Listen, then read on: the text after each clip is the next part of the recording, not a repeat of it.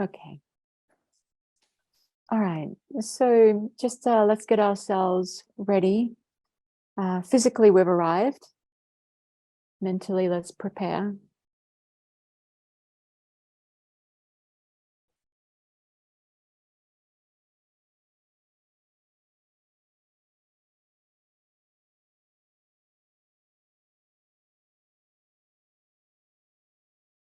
Just connecting to the present moment, bringing together body and mind.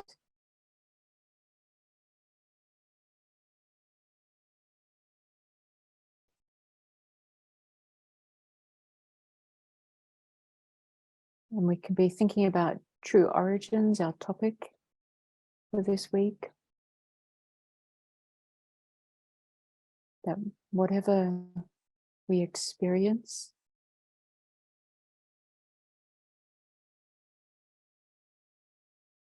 whether it be any unhappiness, pain, anxiety, depression,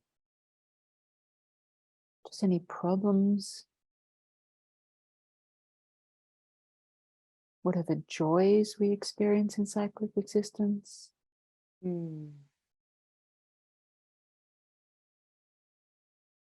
Our happiness, our connection with others.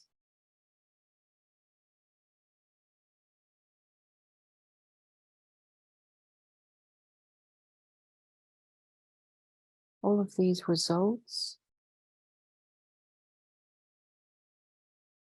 our body, our mind,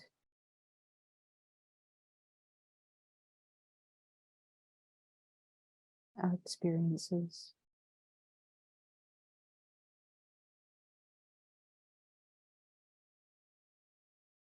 Are all the results of causes we have created generally in past lives, ripening in the present.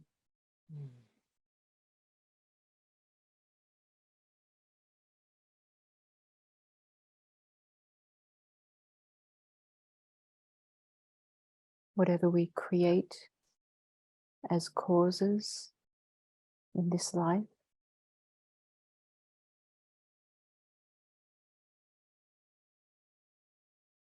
generally will ripen in our future samsaric existences, unless we can become liberated.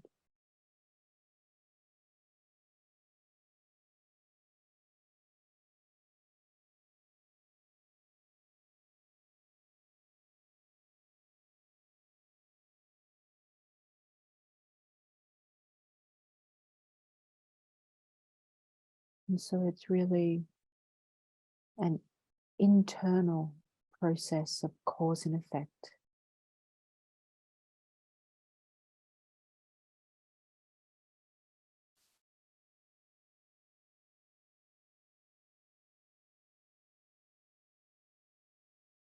Our mind is the creator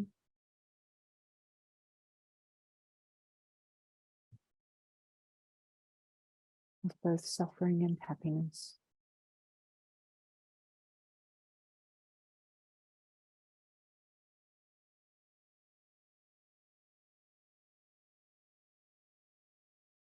Only ever influenced by outer conditions.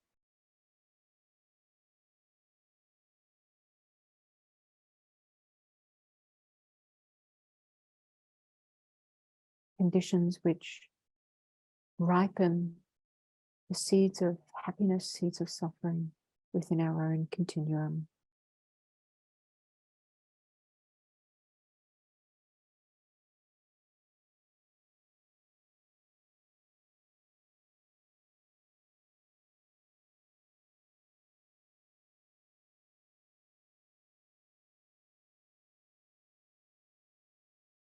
And so because the process is internal, cause and effect, giving rise to happiness or suffering, overcoming contaminated happiness and Suffering is also, therefore, an internal process.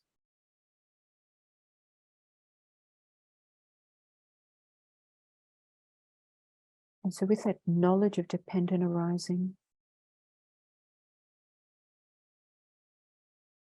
how we are the creator,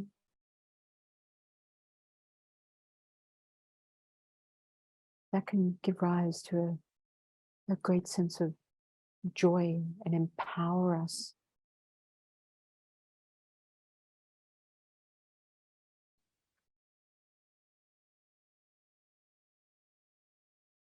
If we abide in some sort of ethical framework,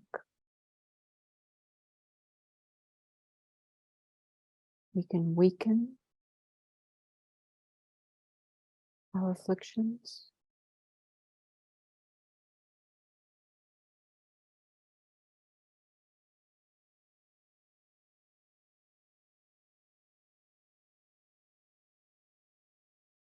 a state of non-harmfulness.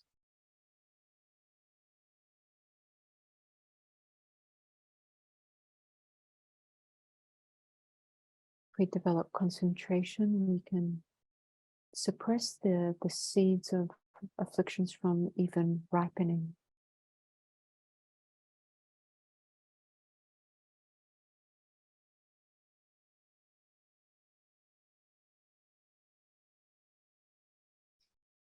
And if we can develop our wisdom,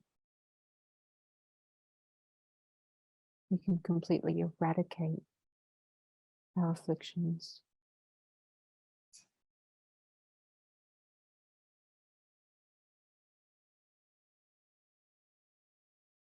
And so this whole process of cause and effect is within our control.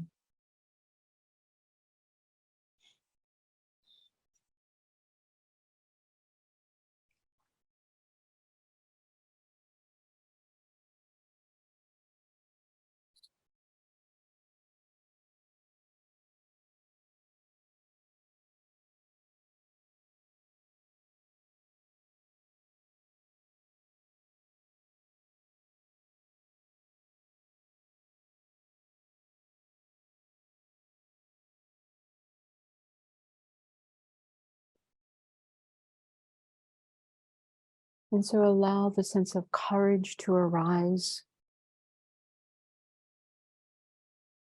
to put an end to our cyclic existence.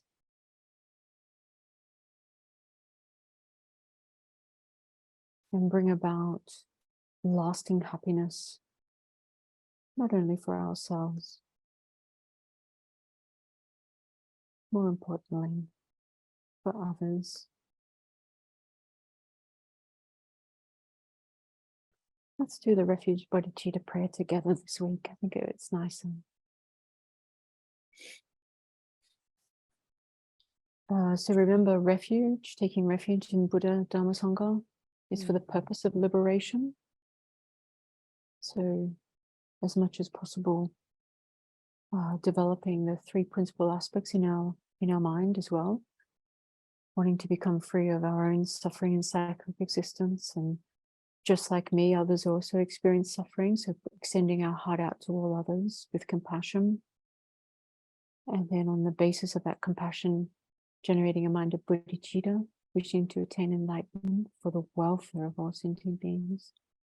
And all that becomes possible if we can also have in mind a sense of lack of inherent existence of oneself and all phenomena. So as much as possible, as we've trained in previous sessions, I take refuge until I'm enlightened in the Buddha, the Dharma, and the Supreme Assembly. By my merits of listening to the Dharma, may become a Buddha to benefit transmigratory beings. I take refuge until I'm enlightened in the Buddha, the Dharma, and the Supreme Assembly. By my merits of listening to the Dharma, may become a Buddha to benefit transmigratory beings. I take refuge until I'm enlightened in the Buddha, the Dharma, and the Supreme Assembly. By my merits of listening to the Dharma, may I become a Buddha to benefit transmigratory beings.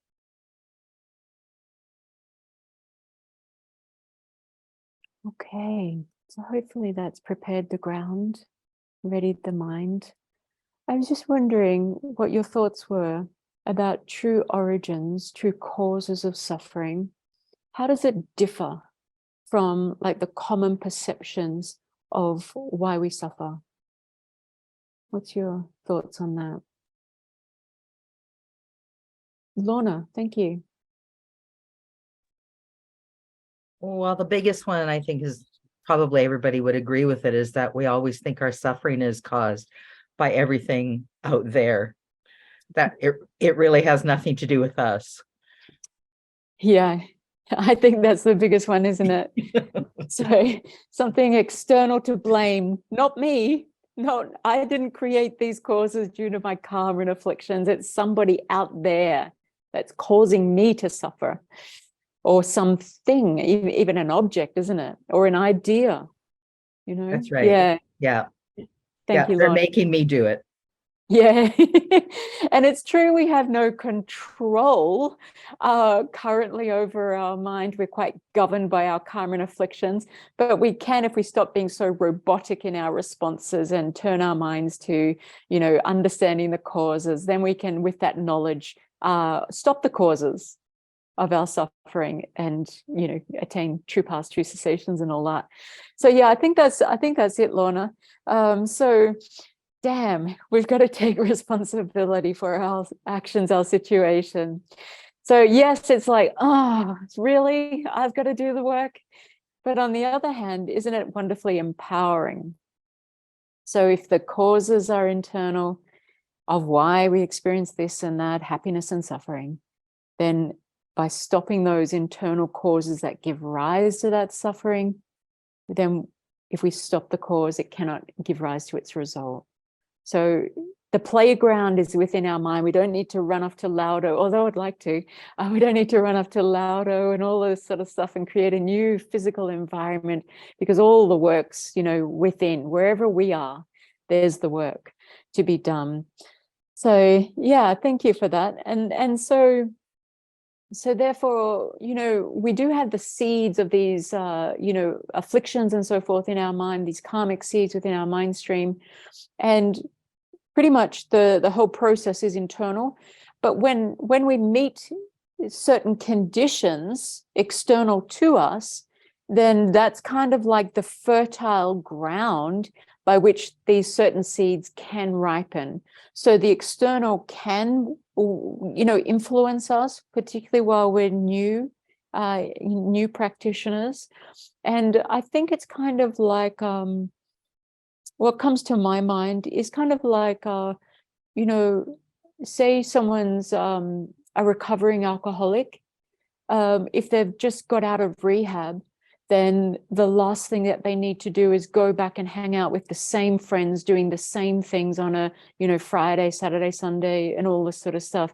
Because the risk of going to the local bar, hanging out with the same people, even if you're so encouraged and inspired just to drink, you know, some sort of, you know, non-alcoholic drink, it's only a matter of time, really, because of the seeds are so strong to drink the alcohol. So it's only a matter of time before relapse. I think it's quite inevitable. If we put ourselves in situations that are really, you know, not conducive to the seeds we want to ripen, then, you know, we're in great danger. So I think the external we have to be mindful of to guard and protect our minds while they're tender young shoots of, you know, ripenings.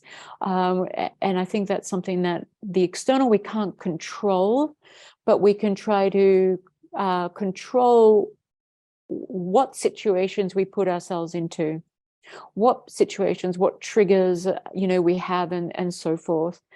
Because we are kind of like, you know, addicts to cyclic existence, and, you know, we need to develop a path of recovery. And that's where we have the precious Dharma, the Four Noble Truths.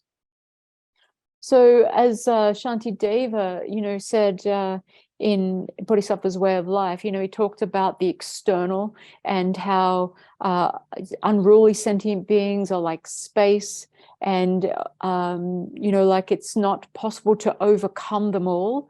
But if we overcome our mind of anger and so forth, then it's equivalent to vanquishing all those foes, So the real foes are not the external enemies that we have grown up to believe life after life, not taking responsibility for ourselves and our happiness, but, the internal foes, the afflictions. So also he goes on to talk about, where can we find possibly enough leather to cover the surface of the earth? But just putting leather on the soles of our shoes is equivalent. So, these are very beautiful verses that's quite gorgeous to reflect on. The whole text is amazing. Basically, if we can protect ourselves and counteract the internal foes, the afflictions, then, that's going to be equivalent. So there is no external enemy. It's the real enemy is internal. So I like that. I've got a quote here from Lama Tsongkhapa as well, and I'll just put that up. I haven't got too much theory this week. I want to sort of do some reflections. So we're looking at true origins from within the four truths. So true origins, basically it comes down to two things. So karma and afflictions. So the delusions are the cause. While we have delusions, then we will create this karma, this contaminated karma that propels us to circle and cyclic existence. So really, these are the true origins we're talking about, karma and afflictions. And you can see I've just created some things there, all our different types of afflictions, envy and desire, anger, greed, miserliness, and any sort of, karma, whether it be contaminated, non-virtuous karma, virtuous karma, even while it's still contaminated, and even a moving karma. So whatever realm of existence we're in, desire realm, formless realm, while we're still in cyclic existence, we'll only ever experience such suffering results. So we'll always have at least the suffering aggregates, if not also suffering of pain, suffering of change. All right, so Lama Tsongkhapa. So he says this is from Song of Experience or Hymn of Experience, another translation. If you do not put effort into contemplating true sufferings, which are the faults of samsara, you will not wish for liberation. So last week we looked at true sufferings, and we particularly focused on the body, because the body, whether it be our body or others' bodies, is often a cause by which we engage in generating afflictions, attachment, and so many that arise from that. Now we're looking at true origins. If you do not contemplate true origins, the steps for entering samsara, so the faults of samsara are the true sufferings. How we create these true sufferings is by true origins, karma and afflictions. If we don't contemplate true origins, the steps for entering samsara, you will not understand how to cut the roots of samsara. So next week, I'm going to finish with you guys, and we're going to talk about true paths, true cessations, and we'll focus a little bit more on the very root of samsara there, which is ignorance, basically ignorance grasping an inherently existent self of persons or phenomena. I'll talk maybe a little bit about it this week, but not so much. Therefore, rely on weariness, definite emergence from samsara, and cherish the knowledge of what binds you to samsara. If we know what binds us, then we can cut that. So you, perfect guru, practice in this way. I, who am seeking liberation, will also practice in this way. So remember, this is what we're doing. We're trying to seek the causes of liberation, having had enough of samsara. When we contemplate suffering, we get to the point where we're tired of suffering. So if we're suffering and we recognize our suffering and we're tired of it, we're going to look for, does it have a cause? And seeing that it does have a cause, sometimes it's more prominent, sometimes it's less, in certain conditions it aggravates. So seeing that it does have a cause and that it's an impermanent cause because it's changing depending on circumstances, then we can recognize that if it has a cause and it's an impermanent cause, then we can stop that cause. If we stop the cause of our suffering, then we stop the suffering. So it makes perfect sense. So we can generate, the whole purpose of Dharma is to liberate. And so we can identify, well, why is it that I'm suffering? So we talked about it being an internal cause and effect process. So, first we have this ignorance that holds ourselves to exist in a particular way, like inherently, independently, from its own side, unrelated to, like cause and effect, and unrelated to parts, as if there's just this, solidly existing, independently existing I. Independence on that, we really, I and mine, so we independence on that, but then we divide everything. What's mine, whether it be my possessions or my body, my mind, my feelings, whether it be my loved ones, and then we protect those. And then anything that threatens those, we want to keep at bay or overcome, and so forth. So we really, from the get-go, that root of cyclic existence, divide everything into, what's related to me and to protect, and what's not, we have aversion to, and so forth. And so, independence on that grasping an inherently existent self, what we can do, actually, I've got a slide here I can show you to maybe make it easier than just listening to the words. Independence on that, grasping at a truly existent self. So what we're doing here is identifying the causes, the true causes of suffering. Why we circle is due to true origins, bringing about the results of true sufferings.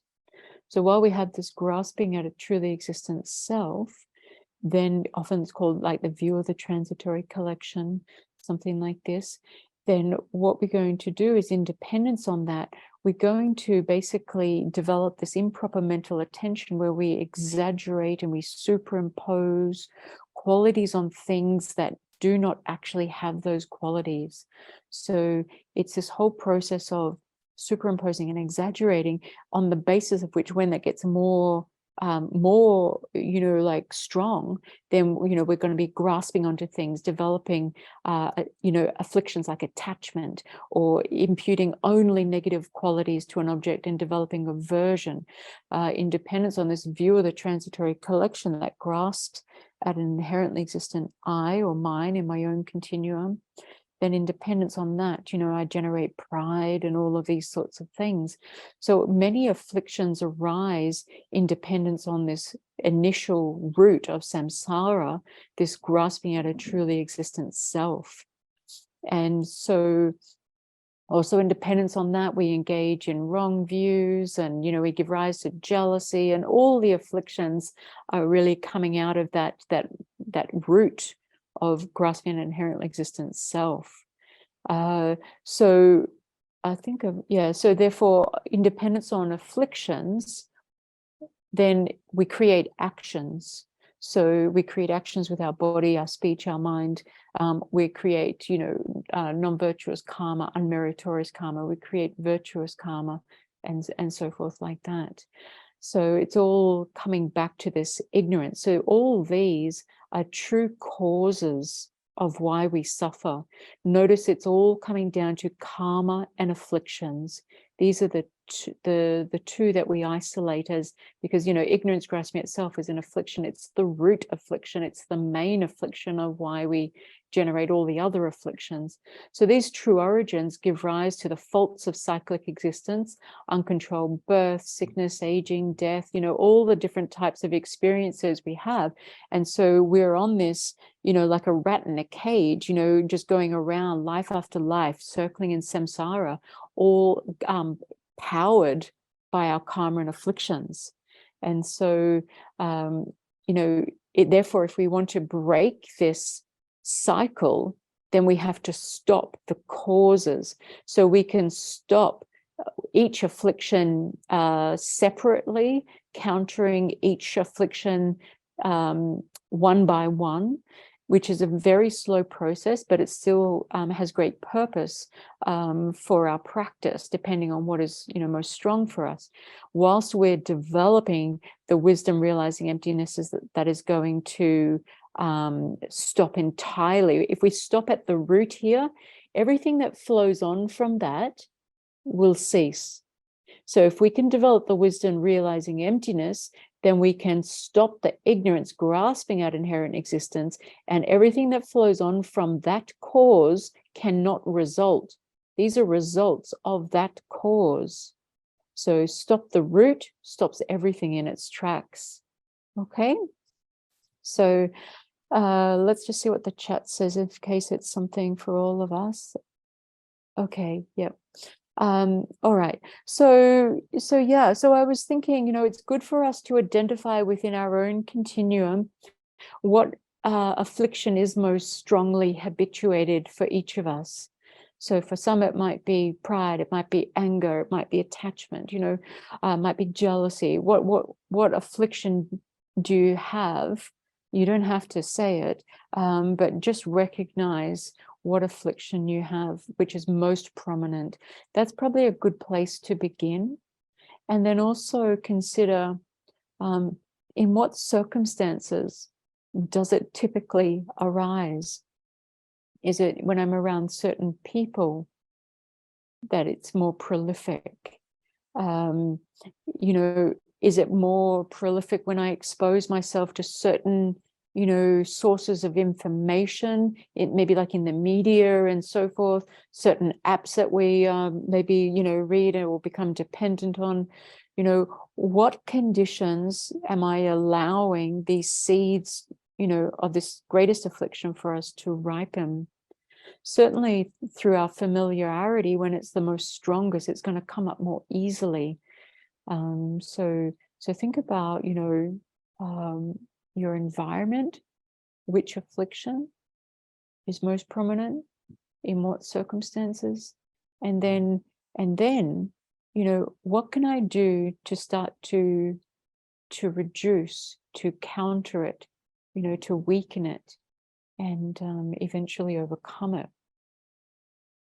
Okay.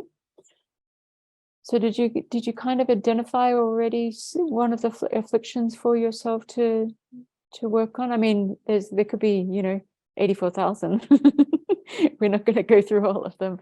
I do want to focus a little bit more on attachment and aversion today with you. So we can, you know, when we look at what is our most strong affliction, you know, certain realms of existence are going to be more and certain realms of existence are going to be more like an external manifestation of that affliction. So, you know, like for instance, like the hell realms, if we accept such, you know, things exist, then it's more an external manifestation of hatred. You know, hungry ghost realm, more an external manifestation of miserliness and greed. Animal realm, ignorance, and you know, like this. So a human realm would be attachment, and the gods, you know, pride. The demigods, jealousy. Yeah, even on the wheel of life, which is often outside Gompas, you know, you see the trees in the realm of the demigods, but the fruit ripens in the god realm, and they're always at war, you know, fighting with the gods, because the gods, you know, take their beautiful women and all this. So they have many reasons to be jealous. So depending on our affliction, we could be really practicing future rebirths, you know, ripenings in realms other than the human realm. So if we want to overcome, we can apply temporary antidotes, which maybe is kind of like taking some sort of pain relief, some sort of, paracetamol or something like this. It can lessen the effects of the, affliction and so forth. But until we develop that actual wisdom realizing emptiness to eradicate for good all afflictions, these are only going to be able to temporarily suppress them, to stop their arisal, which is wonderful, therefore stop the karma that we create in dependence on them. But, like for instance, this wisdom realizing emptiness is a direct countermeasure to ignorance grasping at a self, and, many other reasons, not just that it's directly opposite, but it's going to counter that. Whereas non-attachment is going to counter our attachment. Or, if we have a lot of pride, reflecting on there's so many things that we just don't know.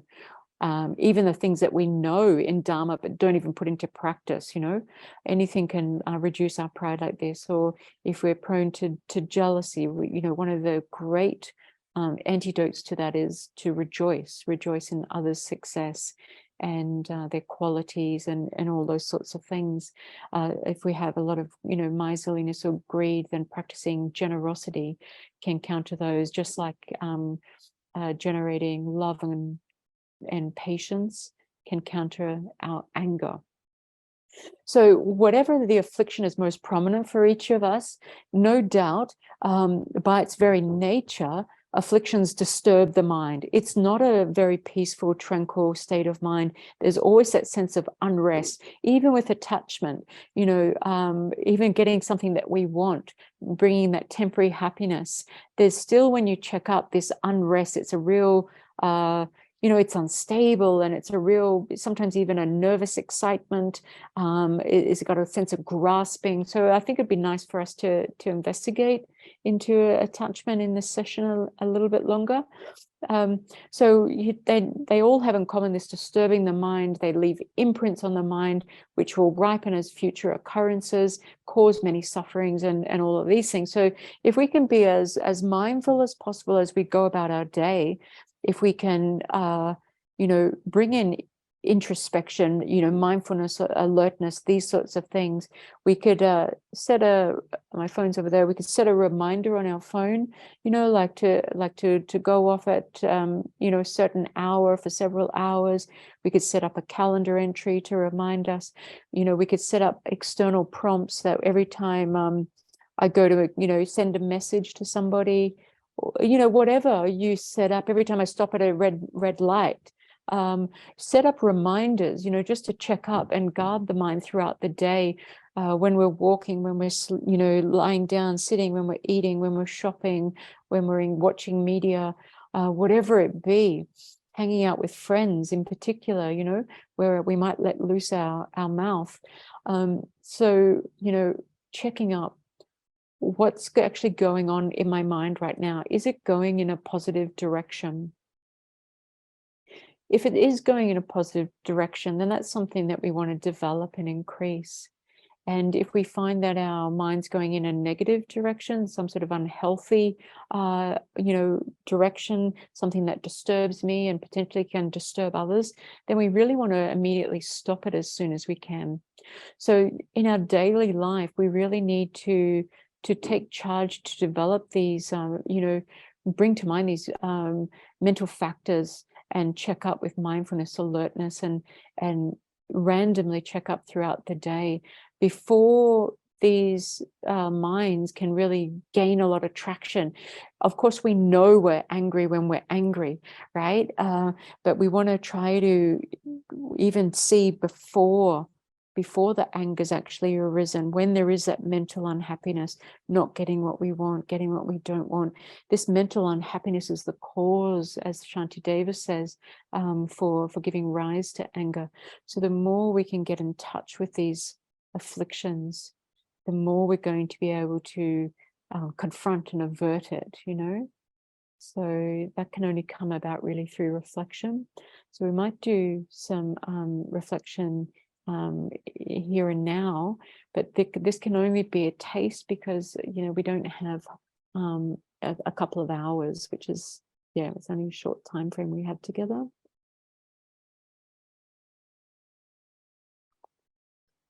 Okay. So obviously, yeah, the meditating on the faults of afflictions is also really good. The more we, reflect on the faults, then the more we're going to want to overcome them. So seeing that the afflictions cause this unrest, this disturbance, they create seeds for which they can ripen again and again and again due to karma's increase. Seeing that they cause suffering to myself, to others, seeing that they cause me to engage in actions, with my body, speech, and mind, seeing that I'm the first person harmed by them, because they arise in my mind. So they quite often can destroy our virtue. They can kind of like embed us further in cyclic existence, sell off our liberation, enlightenment, destroying even the virtue for those. So the more we can bring to mind, displease the holy gurus, all of these sorts of faults. All right, so let's have a look at attachment and then go into a reflection. So with attachment, it's kind of, seduces us really. It deceives us definitely, but it has that feeling of, it feels nice because we're getting what we want, and who doesn't want that, But the problem with our attachment, because it rarely appears even negative to us, right? So why would we want to overcome it? But the problem with our attachment is it decorates and projects and fantasizes and exaggerates all of these qualities that aren't even there in the object. And it sort of, invests our happiness in this very object, as if our happiness in this object are very inextricably linked.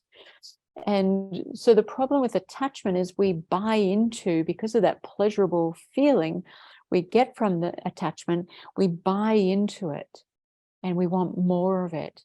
And so, we create stronger and stronger habits and causes for cyclic existence. And, when our attachment doesn't get what it wants, then, even before that, it can give rise to this like possessiveness, and if it doesn't get what it wants, it can give rise to anger and frustration. It can give rise to jealousy if others, come in to take what we're so attached to. We can see even on,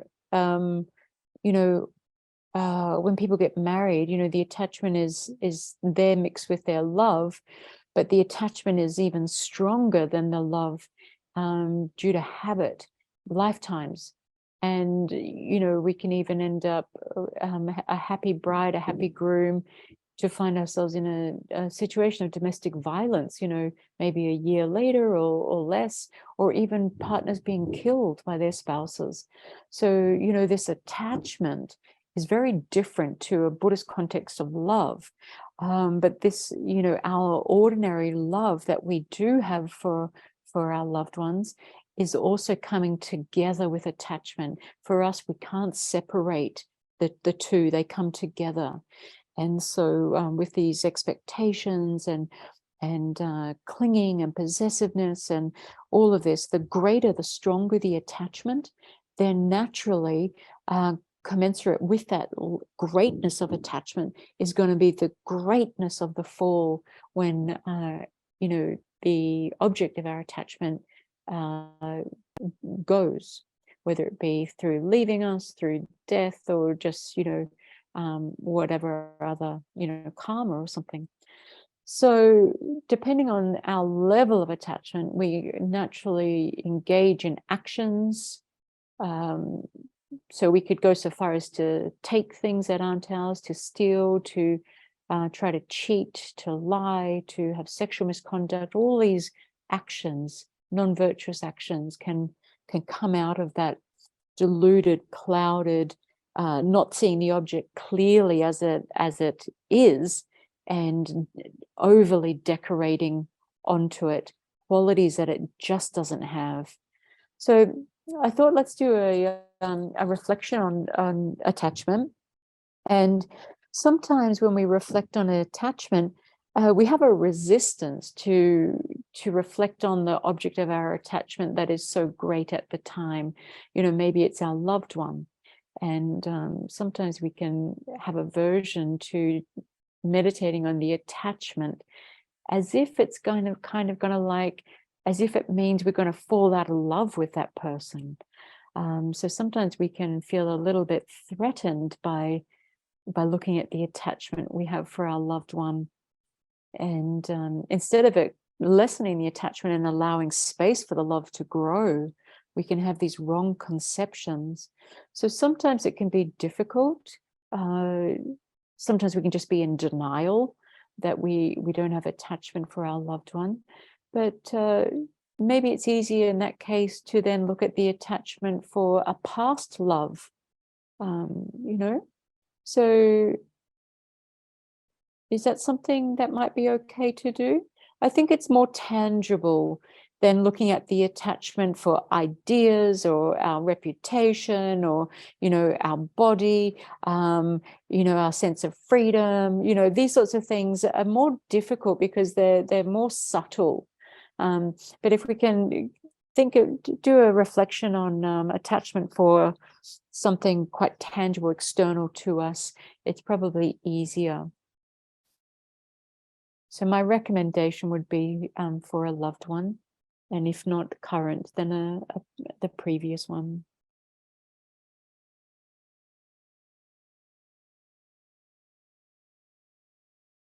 Okay, so just bring to mind this object of attachment mixed with our love.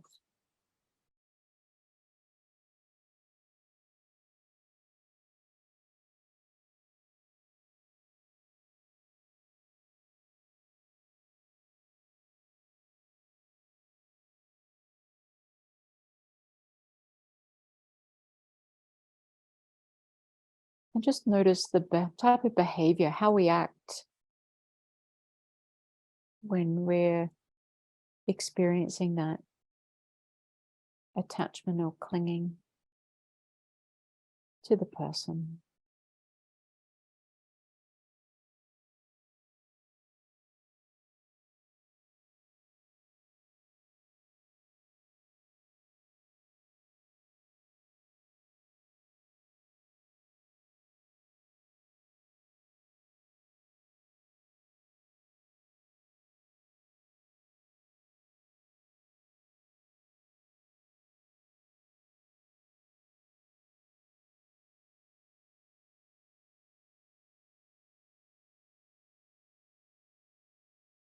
And then to make it easier, amplify that energy,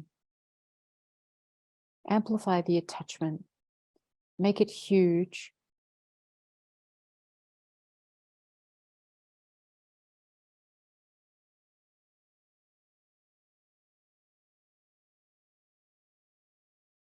See if you can identify attributes of it.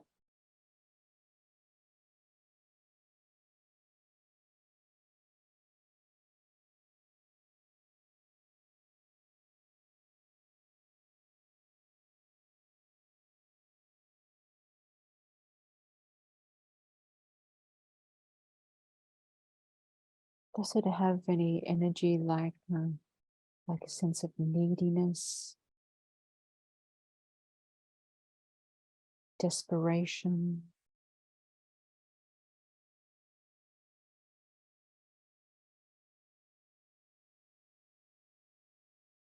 Sometimes it can feel like a bottomless pit.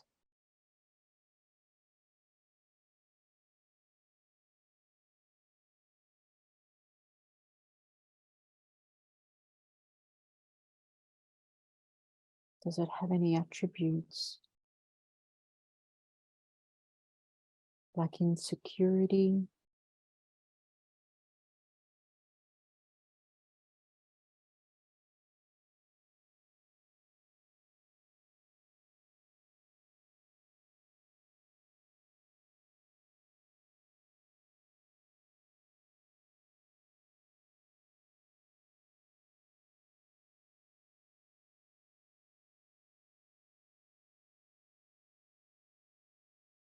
Is there any nervous excitement, excitability?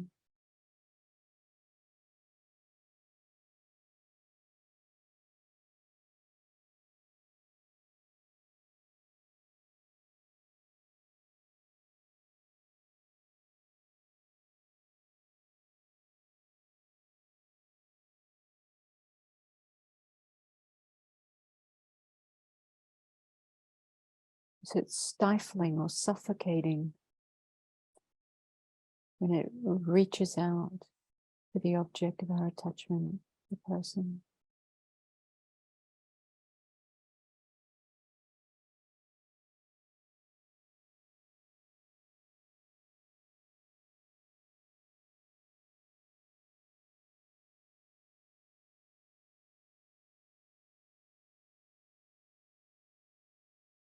Sometimes when we build up this energy of attachment, we can see its junkie-like qualities.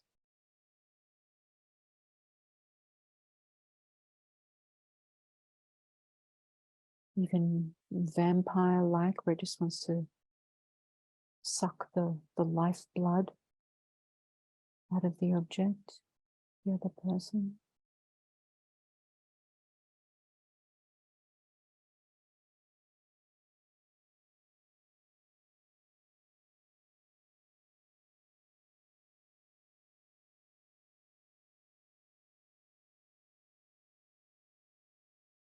Having amplified attachment is easier to see this disturbance or unease.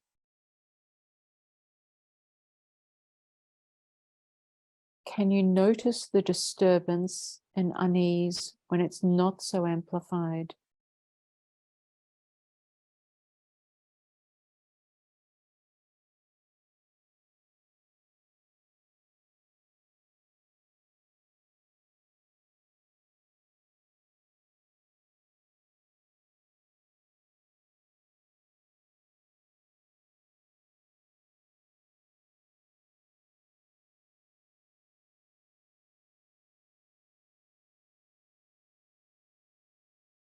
What about when this person that we're attached to disrespects us or get angry with us? How do we react at that time?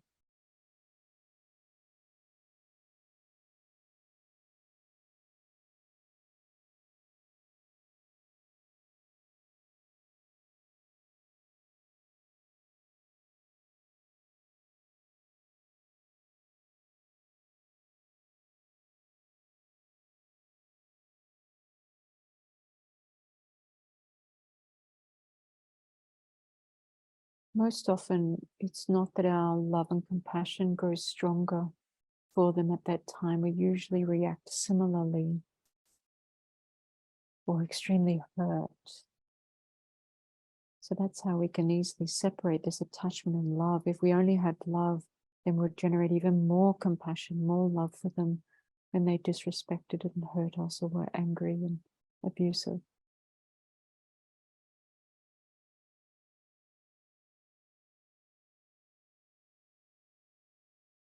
Quite often with this attachment, it's almost like we give over our feelings to this person as if they hold them hostage. When things are going well, we feel happy. When they do something that we don't want, we feel sad.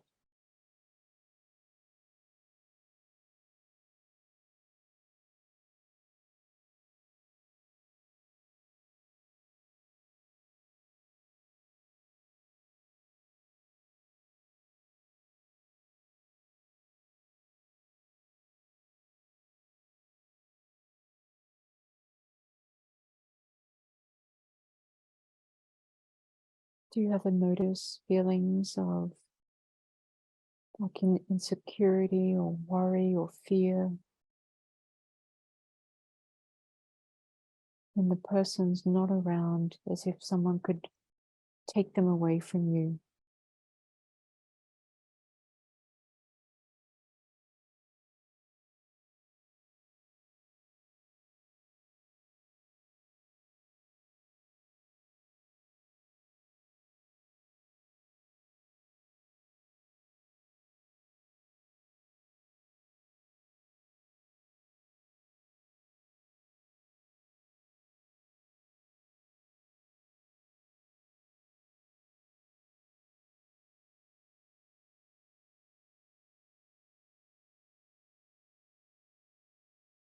What would happen if I could let go of the attachment?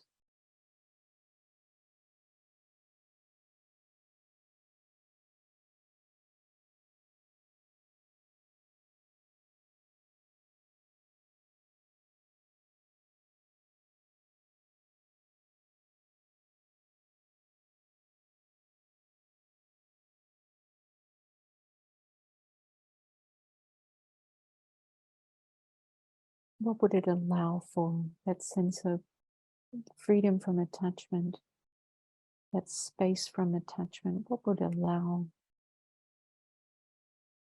to grow in its place instead?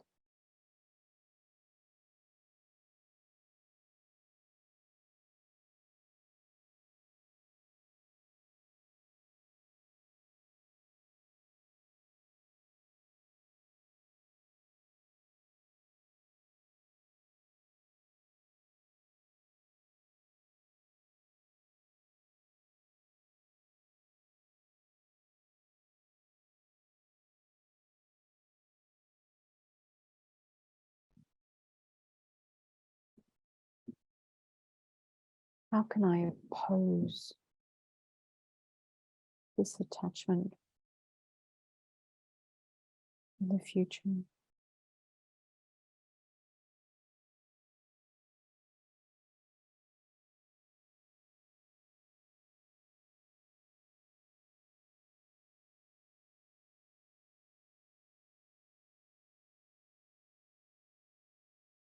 Sometimes reflecting on impermanence helps.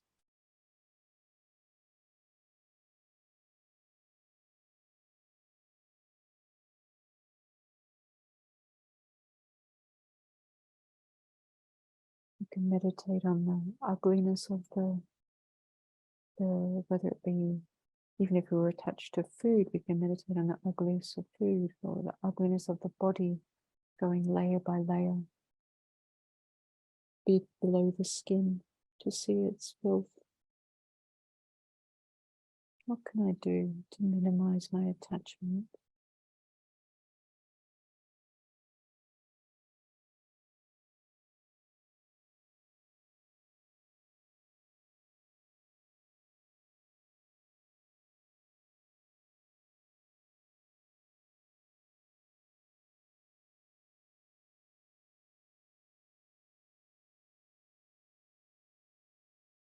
Where is the bit that I'm attached to? Which part is causing my attachment?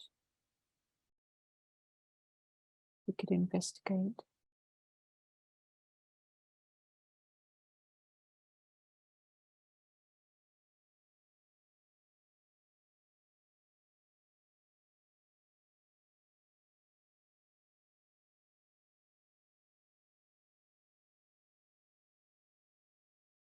If we find which part is causing our attachment, then we can analyze more deeply, because isn't that also made up of other parts?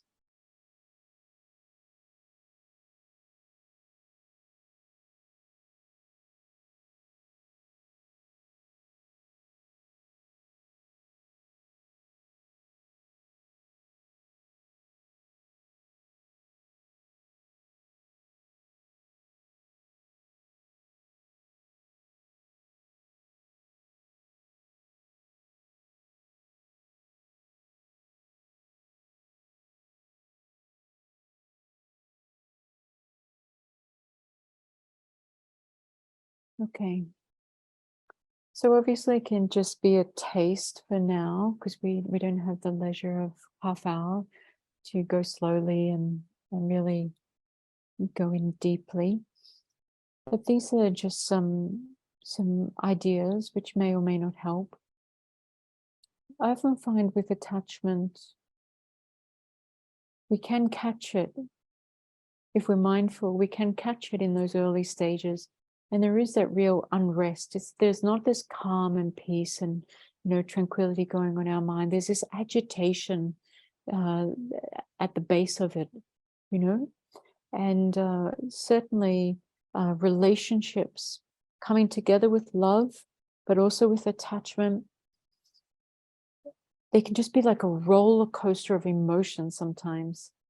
If our loved one doesn't say something when we want them to say something, or says the opposite, or gives a look or doesn't give a look, or so easily, when the stronger the attachment is there, the greater the impact, the greater the aversion which kicks in, instead of the love growing, because love comes together with patience. So the more love we have, the more patience we would have in response to what we weren't getting.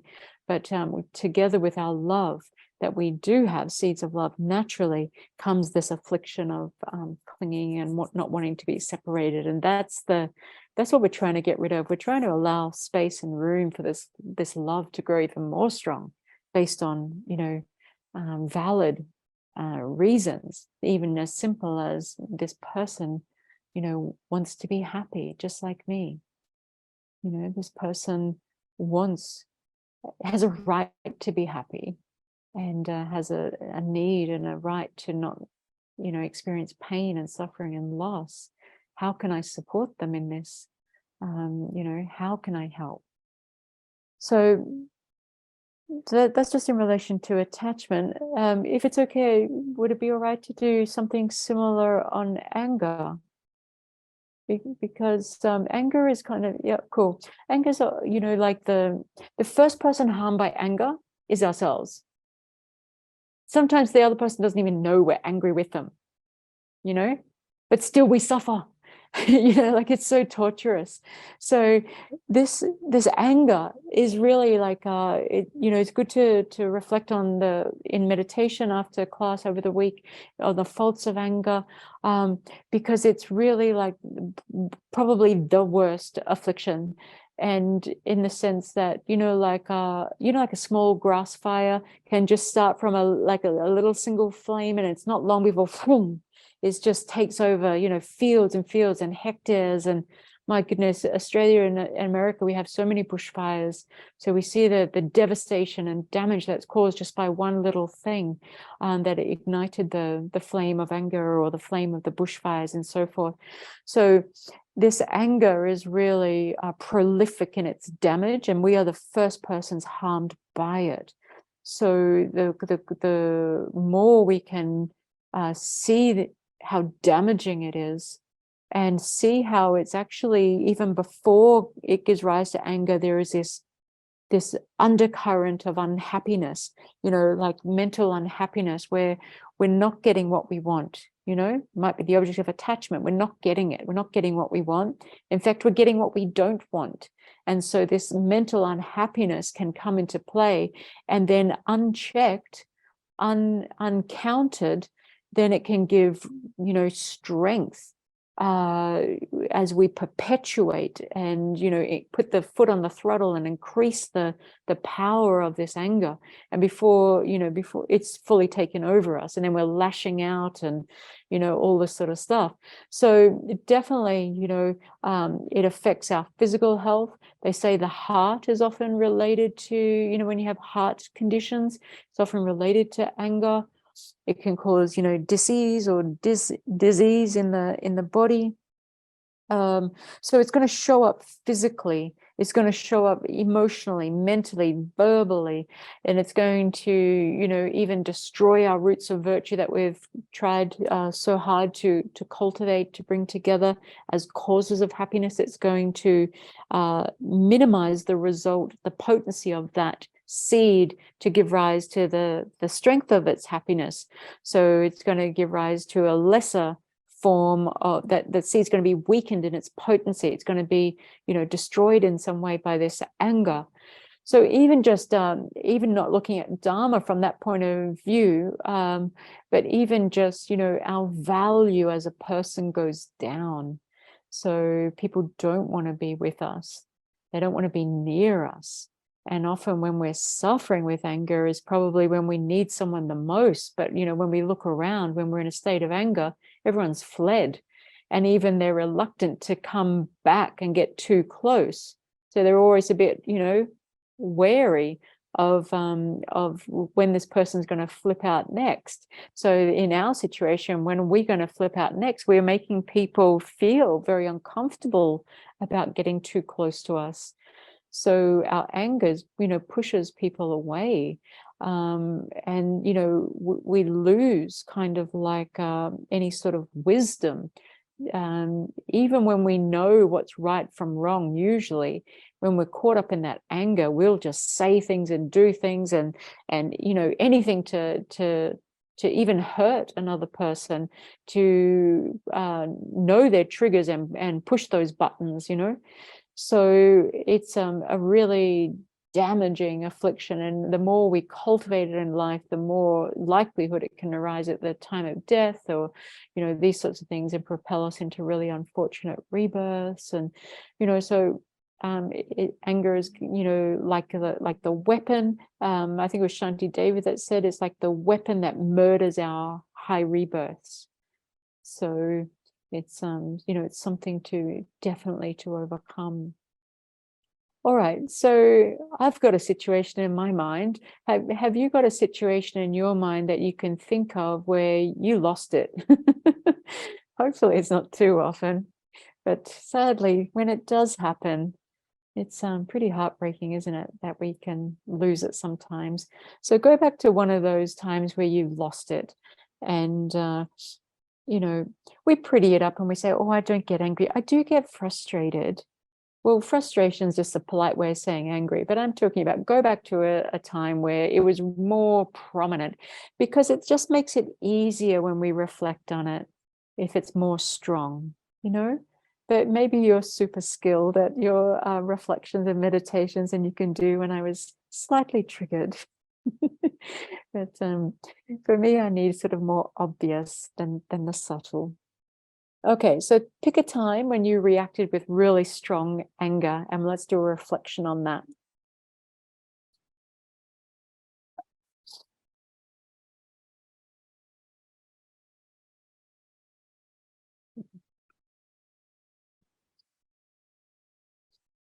Okay, so go back to that as a witness, go back to that situation.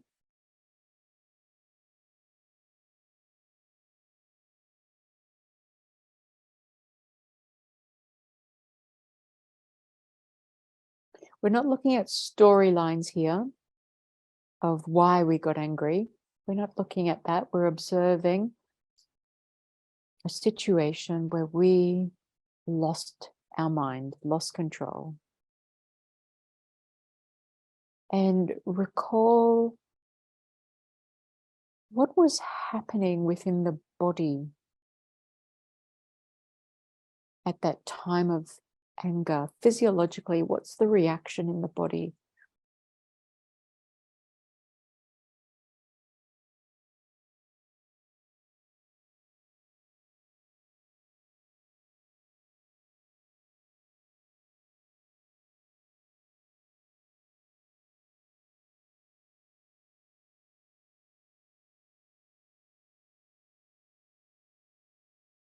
Try to identify even before that.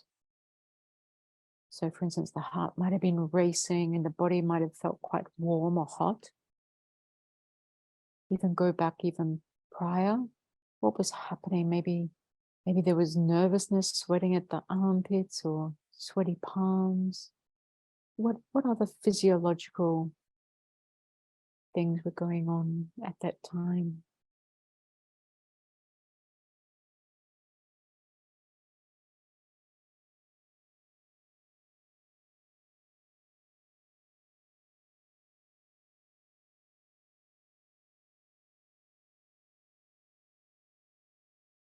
Perhaps our voice is all shaky.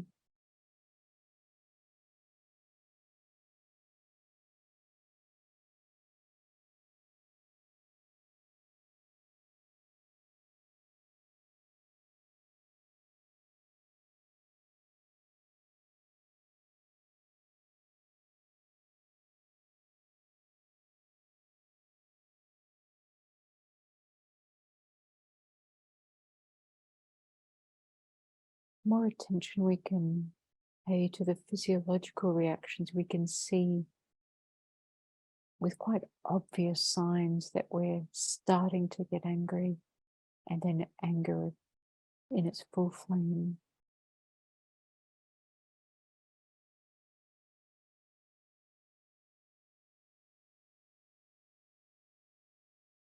What's happening emotionally now?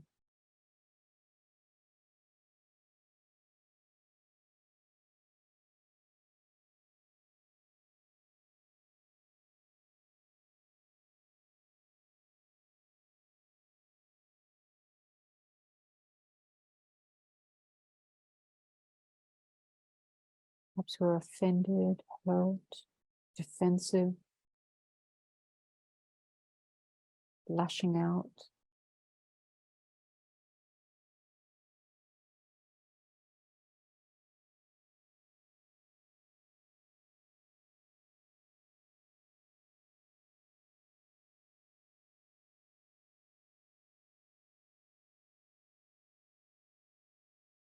Is there any resentment?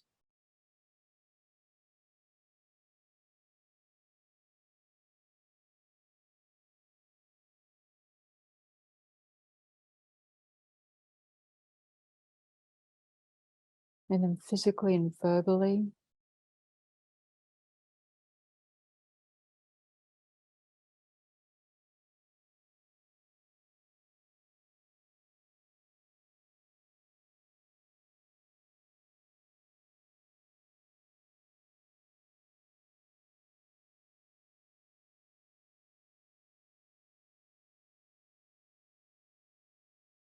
hurtful things we're saying.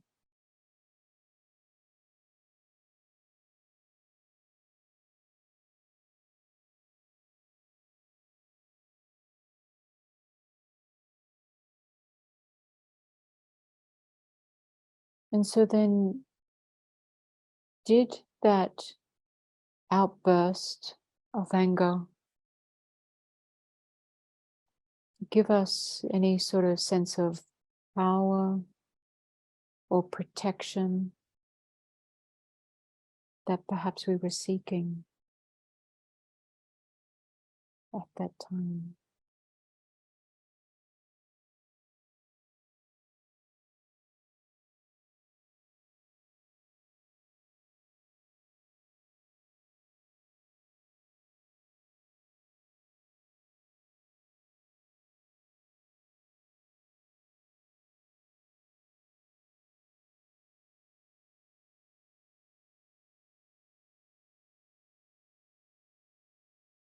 How did it affect the relationship afterwards?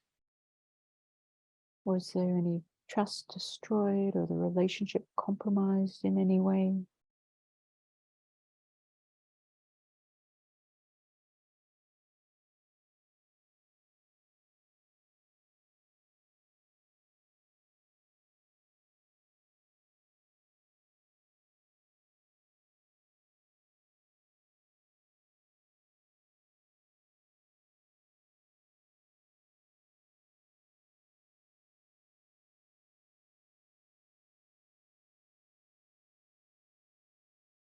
And what about spiritual consequences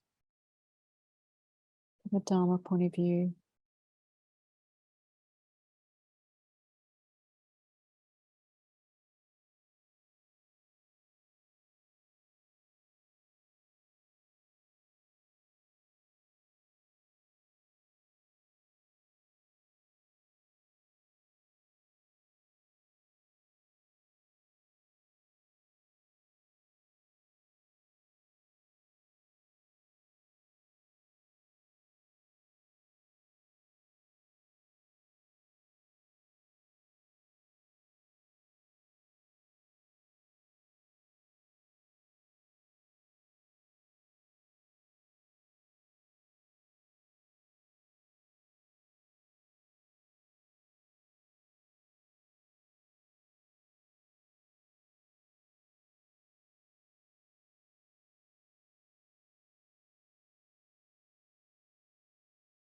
Perhaps we have a deep sense of regret for past actions like that,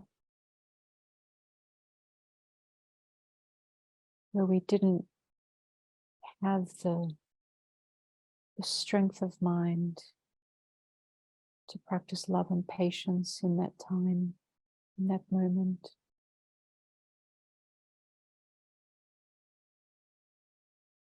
To hold the space for oneself and the other person with love and patience.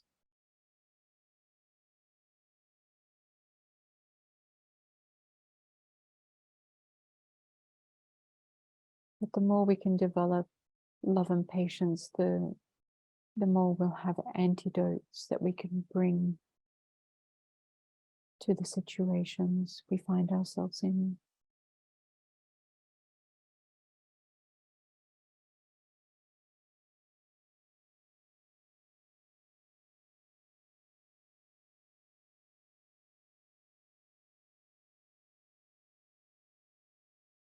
And so where possible, notice those signs, the preliminary signs, as the anger was building emotionally, physically is a good one, and within with body and mind, seeing how harmful it is emotionally, relationally, spiritually, and try our best to become aware of the signs, either before the anger takes hold or when it takes hold, so that we can do something differently, remove ourselves from that situation, come back to the situation when we're no longer angry.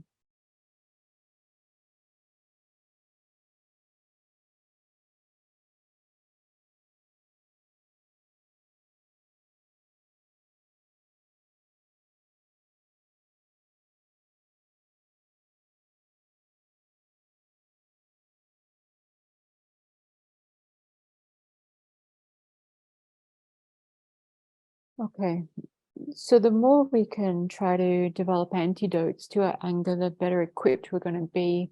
Obviously, love and patience is something we need to develop. We can also definitely meditate on compassion for, the OC, Geshe Tenzin Sopo, who's coming to see you guys soon. We talked about previously how someone is an object of compassion, OC. So bring to mind simply OC, this person is an object of my compassion, and to try to stop ourselves from lashing out physically, verbally, and to try to develop compassion for them. Certainly, whatever we're experiencing is a result of our karma. So boomeranging, Australian word, or coming back to us. So we can try to think like that, or we can think this person's manifestation of my guru to test me.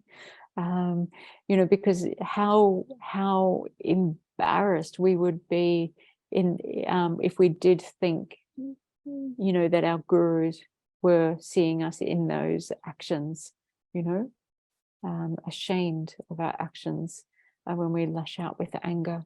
So the more we can try to develop our love and compassion and all this, our mind training, guru devotion, even these things can help us. All right, so we won't have time to look at pride and these sorts of things, but if pride was one of our main afflictions that we had at the beginning when we talked about it, then we can look at that some other time perhaps. But basically, I think we can definitely see that, these afflictions serve us no purpose, and they don't give us the protection we're looking for, and they only bring damage and harm in their way and only perpetuate our cyclic existence. So the more we can do to counter, to stop true origins giving rise to true sufferings, the better, will be our Dharma journey. So without these afflictions arising, without, craving and grasping and all of this sort of stuff, we're not going to give rise to karma, to actions. So they won't be able to, without afflictions, it won't be able to throw a future rebirth in samsara under the power of karma and afflictions. So the more we can counter these afflictions, the better things are going to be. So because we haven't got much time left, as far as I'm assuming you already know about karma, right? Because I'm assuming you guys are, quite well trained in Dharma already. So so therefore I just want to go straight into an exercise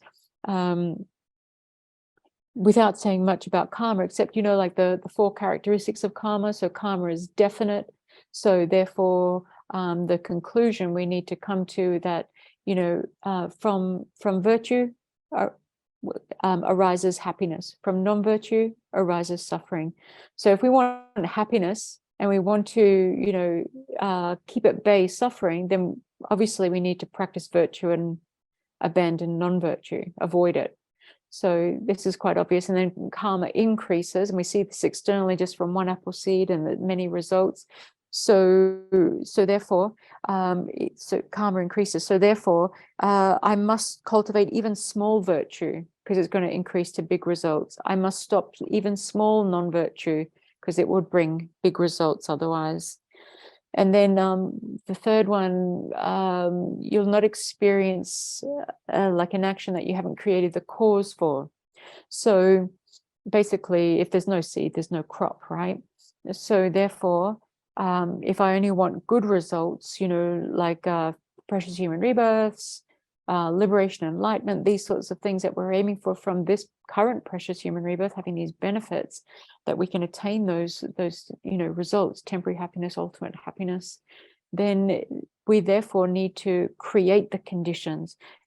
Just praying is not going to be enough. So we need to make sure that we plant those seeds so that it can come back and bring us the effect we seek. There's no effect without its cause. So I must create the causes for happiness of future lives, liberation, enlightenment. I don't want bad results, suffering in lower realms and so forth. So I must stop creating those causes. And then the fourth one is karma doesn't go to waste. So therefore, I must purify all my non-virtue. I must dedicate all my virtue to enlightenment so that it doesn't get destroyed. These are the conclusions that we come to. I do want to touch on of the 10 non-virtues. I think it's good to go through them at leisure. I'd like to touch on sexual misconduct because I think it's one that has good ramifications to check up on. Sometimes we think, as consenting adults, what harm can really come of it sometimes, and sexual misconduct, when we investigate the depth of the harm that we can have created or had the potential to create through past actions. It doesn't mean just in this life, right? But beginningless lives, we may have engaged in sexual misconduct in past lives. So when we look at the ramifications, even as simple as within that relationship that was not ours, that we interfered with, the mistrust, the lies, the habits to do it again and again because, the person may get away with it. And we are creating a very strong cause for all of that.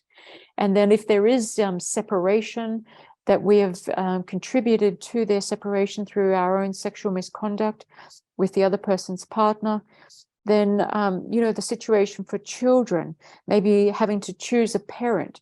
Let's say there's 2 children, maybe a boy and a girl, for sake of, example. Maybe the boy goes to live with the dad, the girl goes to live with the mum. So our actions have caused the children to even separate. We've certainly broken up the family. Children of divorce are more likely to be divorced. So where we can think, oh, maybe it's not such a harmful thing to engage amongst 2 consenting adults, when we really check up the ramifications just of this life for sexual misconduct, we can see how damaging, how harmful it is. So why would we do that? Is so that we can generate an even stronger regret for past actions, so that we can even have a stronger resolve not to engage in future actions like that. So the more we can go through those with the 10 non-virtues, I think it would be worthwhile. It's really like looking in the mirror of Dharma to see the mud we have on our face and to really clean it up. Okay, so that would be good. You could do that if you were interested in, stealing. We can diminish even stealing, thinking, oh, it's not that bad, just to pay less tax, or, to keep things for longer than I was given the opportunity, or not to pay bills on time, instead of actually rejoicing that you've received the services and now you're having the opportunity to pay back some of that kindness that you've received. There's many ways we may steal stationery from work, and pick flowers from other people's gardens. So it can happen in many ways, but rather than diminishing it, use the mirror of Dharma to see what actions, non-virtues I engage in, and to check out what those habits are that give strength to creating future habits, and so forth. All right, so I wanted to discuss with you a situation to do with karma. And I'd like you to think about it first, and then we come together and discuss it. So think about this situation where someone is experiencing the result now in this life that's similar to the cause that they have created in the past. It's similar in terms of experience. So they have in the past killed somebody, and now that action, having created the results similar in terms of experience, they now get killed in this life. Okay? So how easy is it for compassion to arise for them? When you hear about somebody who's been killed in this life, how quickly does compassion arise? Perhaps you can bring to mind a situation you've seen on the news recently. Is it quite instant, or is it quite spontaneous? Or do you have to think of reasons why this person, is deserved of compassion? So just reflecting at the moment.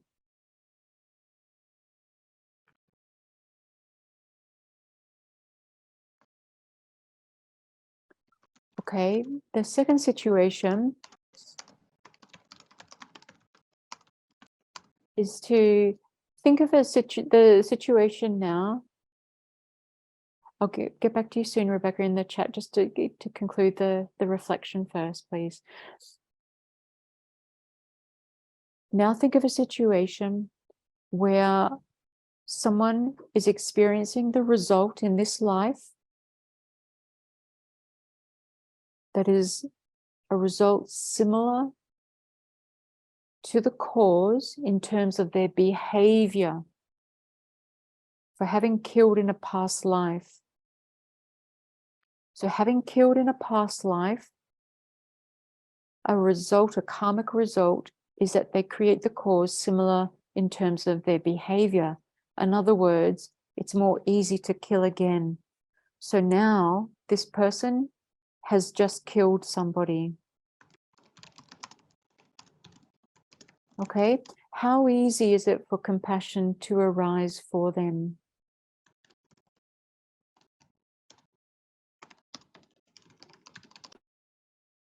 Somebody who's just killed.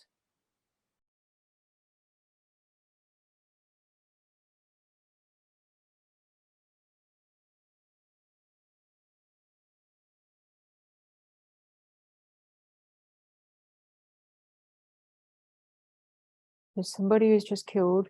Is that compassion? Is there compassion for them?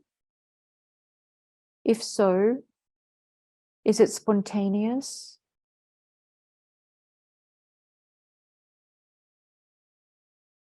Both the person killed in this life and the person that kills again in this life, both are a victim of their own karma. Both are controlled by their karma, created in a past life to kill again and to be killed. Right? Two results of karma.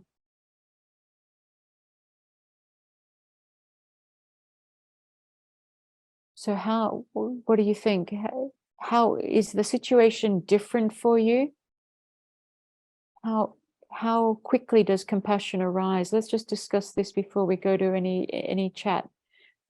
That's maybe on a different topic. Has anyone got anything to share regarding this exercise? Does compassion arise equally to the same strength? Erin, thank you, Erin. I would say just my spontaneous reaction is to the person who has just been killed. I feel a greater compassion. And to the person who has killed, I don't feel that compassion as much. But then if I really think about it, I realize that the person who just killed is creating more causes for suffering in the future. Nice, well said. Yeah, I think it's, anyone else wanting to comment on that? I think Erin would like to come in, or maybe Rebecca later.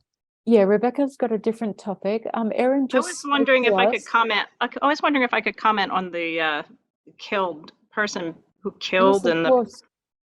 Of course, but if someone Rebecca. else wants to talk, that's okay. I didn't mean to interrupt. No, Rebecca, you go for it, because we're talking about killing. So, if it's on the topic of the killing, please Well, contribute. I have friends who are veterans and who've been to wars, and one of them described to me the feeling of like being like someone was going to try to kill you in a war. Yes.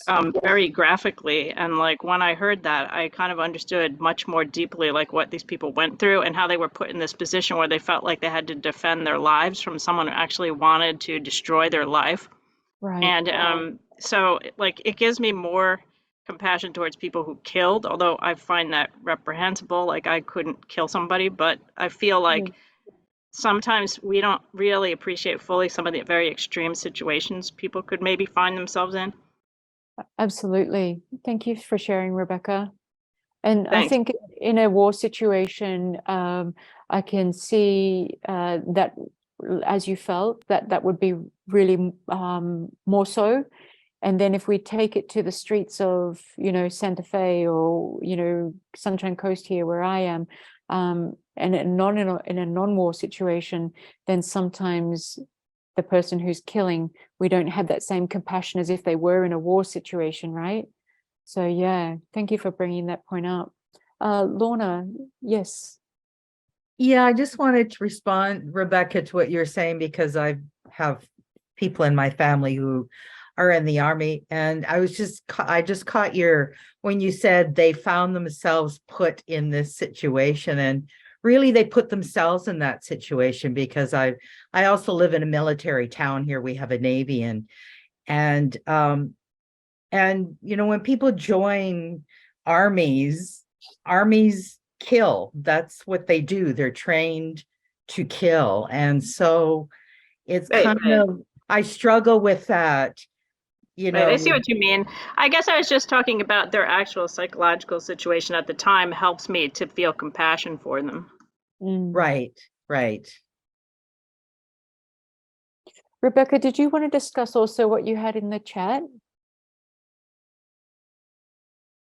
It's not necessary. I mean, I didn't really know how this was going to work. So, I mean, if you have other things you want to discuss, that's fine. Just because we've got about that's okay. left. It's not. Yeah. Okay, Suzanne. Yeah, I can't see your face, my dear. Just really quick, I wanted to respond Where is to. she? Is she in a? Can you hear me? Oh, there you are. I see you now. Yeah. Thank you. Okay. I want to respond to Rebecca. I can't hear you though. It looks like it's unmuted, but I can't hear you. Can anybody hear me? Yes, I can now. Thank you so much. Okay. People were drafted in World War II and in Vietnam, so they didn't have a choice. If they had, nowadays they have a choice to go in the military, but a lot of people did not have the choice. They were drafted. Yeah, I think that the main situation we're trying to recognize here is the karma, and this is something extremely challenging. But the purpose of the exercise was to look at our reactions, and our reactions in response to someone controlled by karma that engages in an action similar to having created that action in the past, and someone who has engaged in that action in the past who now experiences the result of that karma coming back to them. And then looking at the two situations where they're both an object of their karma, how quickly do we have compassion for them in that situation where they're both controlled by their karma? And yet I think there is a disparity between the compassion that arises for one and not the other sometimes, without having to muster all the reasons. So I think it's just worth, I thought it was an interesting exercise anyway, to just see where we, you know, we've got some more work to do perhaps in developing compassion based on, you know, all sentient beings being an object of compassion because they want happiness, because they want freedom from suffering, and yet quite often they find themselves in situations which only bring about more suffering and very temporary, fleeting happiness. So yeah, we haven't got any more time left, sadly. So if there's no more questions, we'll go straight to dedications, which we can do in about a minute. If we're allowed an extra 3 minutes, if there's anyone else who has a question or a comment from my side, I'm happy to give more time. It's no problem if we run over a little bit. Okay. All right.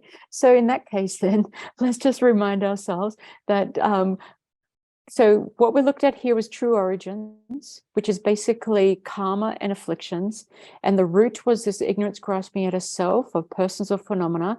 That's the main reason why we suffer in cyclic existence, life after life after life. This cyclic existence is our own body and mind. That's what we're trying to overcome, this contaminated body and mind, okay? Controlled by karma and afflictions. So it's necessarily included in the continuum of the person. So the more we can come to understand the faults of afflictions through our meditation, the types of characteristics, the energy of attachment, the energy of anger, the energy of pride, you know, how it looks, how it feels in the body, you know, a disrespect to somebody, a puffed up, you know, feeling, a disregard for another, you know, looking at the characteristics and then the causes and the remedies, then we can really genuinely develop that wish to be free of true origins, which bring about true suffering. So then we can start to really practice Dharma, which is directed towards liberation and enlightenment.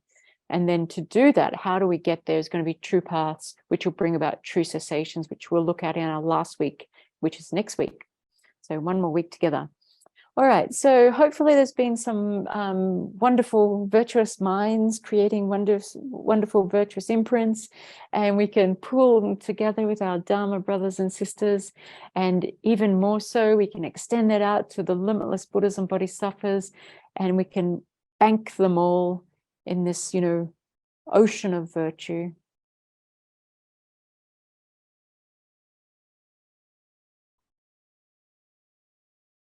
And we can dedicate all this wonderful merit, causes of happiness, to the enlightenment of every single sentient being, no exceptions, no one excluded. Due to this merit, may I soon attain the enlightened state of a Guru Buddha, that I may be able to liberate all sentient beings from their sufferings. May the precious Bodhi mind not yet born arise and grow. May that born have no decline, but increase forevermore. Incomparably kind and supreme Tenzin Gyatso, the wish-granting, wish-fulfilling jewel, source of every single benefit and happiness in this world, may you have a long life and all your holy wishes be spontaneously fulfilled. You who uphold the subduer's moral way, who serve as a bountiful bearer of all, sustaining, preserving, and spreading Manjunath's victorious doctrine, who mustfully accomplishes magnificent prayers honoring the three sublime ones, Savior of myself and others, your disciples, please, please live long. Okay, well, thank you, everybody. Hopefully there was some benefit or some you know, insights we can take into our meditations throughout the next week and beyond. And thank you for your contributions. And I hope everyone had enough time to feel heard as well. And if there is anything lingering, I'm very happy to continue to discuss. Yeah.